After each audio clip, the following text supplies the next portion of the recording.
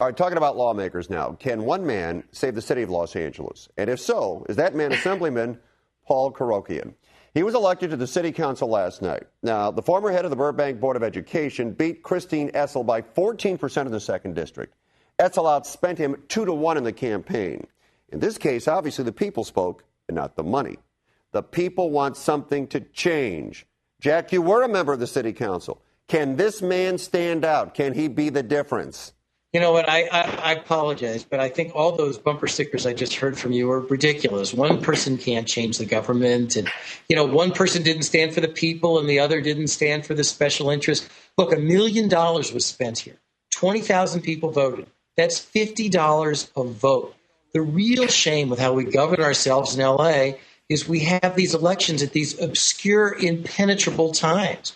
We ought to have city elections when we're having real elections for president so that 80% of the people, rather than 18% of the people, vote. Until we do that, local government is going to be controlled by, a very small number of small-numbered factions, and that's what happened. Well, but you were a member of the city council. What did you have to deal with? Who was in there? What problems did you have?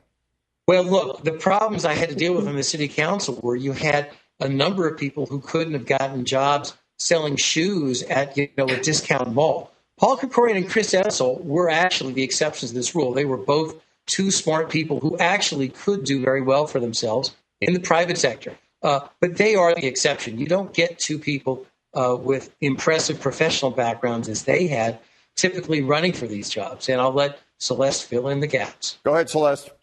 Well, I agree with the councilman on this. I mean, the frustrating thing about this kind of an election and the school board elections, which the LAUSD board controls more money than the budget of the city of Los Angeles.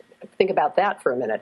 And yet a very tiny percentage of people vote in these elections. And that's really not a good thing for our democratic system. On the other hand, I'm completely agnostic on this particular race. I think that both candidates had strong qualities, but there's part of me that likes the underdog, and the fact that we had outspending 2-1. It's hard not to like the underdog winning. All right. Well, he certainly did there. Now, does the holiday season give you a warm, happy, fuzzy feeling, or do you turn into a Scrooge? There's a clothing boutique in Santa Monica with a nativity scene in the window.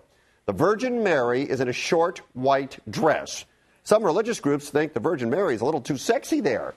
But then there is this. An elementary school in Connecticut has banned all holiday decorations. No trees, no presents, no menorahs, no nothing, because they don't want to offend anybody.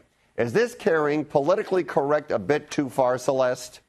Well, I'm a person who has a serious Christmas ornament collection, so know who you're talking to here. But, I think that this has gone way off the rails in terms of carrying it to a point where the South Park cartoon of, the kids are reduced to worshiping a pile of poo. But I don't think that's what went on at this school. I think this has been grabbed onto by the right. All they said is they want it to be something that covers everybody. Kids are not, they have something where Christmas carols are sung, and there's Kwanzaa stuff going on. There's menorahs.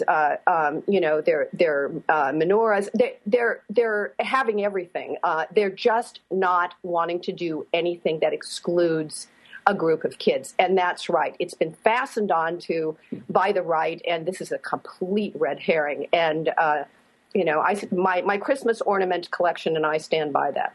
Well, if you go by what they're saying here, they have Christmas trees in the lobbies, Jack, of NBC, and they've had for years around this time. I guess we got to get rid of them, or we got to put up 1,000 different things here to make everybody happy. People get too offended too easily about everything. People get too angry too easily about everything in our society. When I was on the city council, I'd participate in the menorah lighting at City Hall every year. Now, how could you do that? It's a government building. Well, a former city attorney, Jim Hahn, opined that if you lit the menorah out on the outside steps of City Hall, you were in the public space and you weren't in a government space. Oh, good Lord. Perfect. So we lit the menorah outside City Hall instead of inside. Who cares? Who cares? Yeah. I agree. At my son's elementary school, they made Christmas ornaments. They made they made beautiful Jewish stars. They made, sort of Kwanzaa stuff. The kids learned about traditions of a lot of cultures. And, rather than shutting it all down, they embraced a lot. All so right. let's embrace it all. Let's embrace the holiday season. Jack, Celeste, Yes. well done. We'll talk to you guys soon. Thanks a lot. Thanks, Fred. Okay.